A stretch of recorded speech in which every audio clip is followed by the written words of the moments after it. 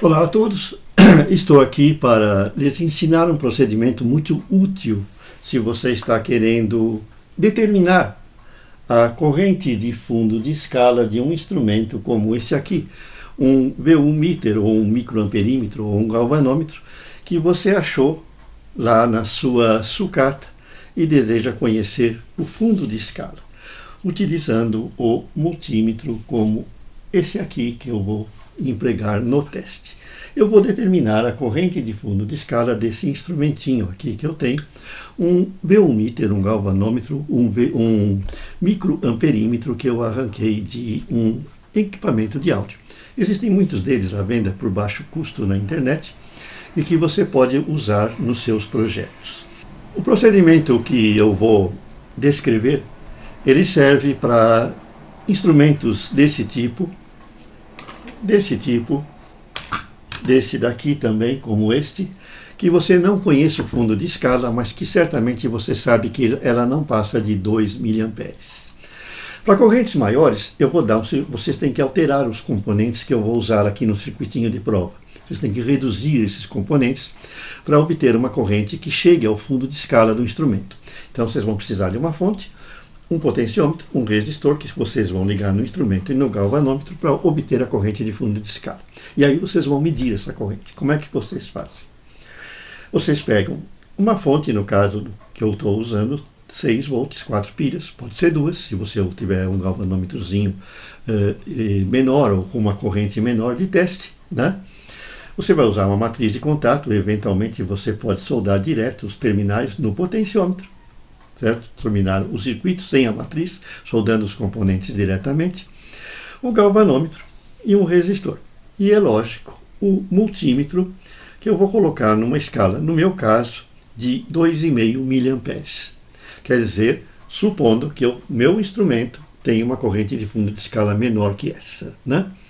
2,5 mA significam aqui que nessa faixa de leituras eu tenho 500 microamperes, 1 mA, quer dizer, seriam 1.000 microamperes, 1.500 microamperes, 1,5 mA, 200, certo?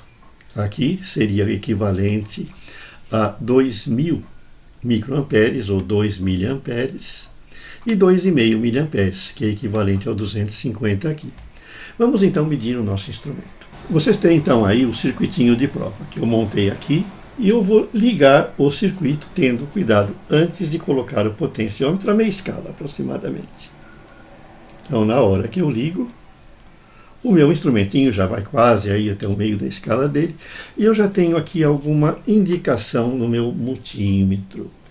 Não é o fundo de escala, é lógico que nem ele. Então agora eu vou girar com cuidado o meu potenciômetro, de modo que o ponteirinho ele vá se deflexionando até atingir o fundo da escala. No momento em que ele atingir o fundo da escala, eu posso ler no meu multímetro qual foi a corrente. Eu já tenho uma ideia dessa corrente. Então eu já fico aqui na minha escala, 500 corresponde a 50 corresponde a 500 microamperes. 100 corresponderia a 1 miliampere. Como eu consegui esse valor de metade desses 500 com a deflexão completa do meu instrumentinho, eu leio aqui na escala diretamente. Ele é um instrumentinho de 250 microamperes de fundo de escala. Está resolvido o problema. É lógico que eu tenho uma escala menor aqui que vai justamente até 250, que eu posso utilizar. E ele vai justamente até o fim nessa escala, certo? Eu posso até dar uma ajustadinha aqui no meu instrumento e ver que ele cai um pouco, né, abaixo disso. Então, na realidade, levando em conta a tolerância, porque quando eu mudo a escala, aqui também muda a resistência interna dele, eu tenho certeza que esse instrumentinho que eu fiz o teste aqui, ele tem uma corrente de fundo de escala que está entre provavelmente 250 microamperes e um pouco mais.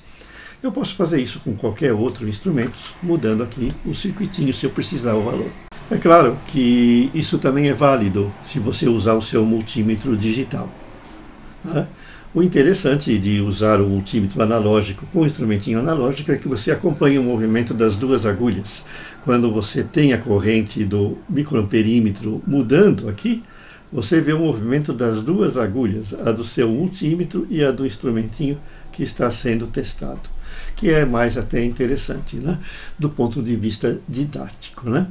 É lógico que se você abrir todo o potenciômetro e a agulha do seu multímetro, do seu instrumento em teste, não for até o fim, é porque você precisa reduzir os componentes desse circuitinho.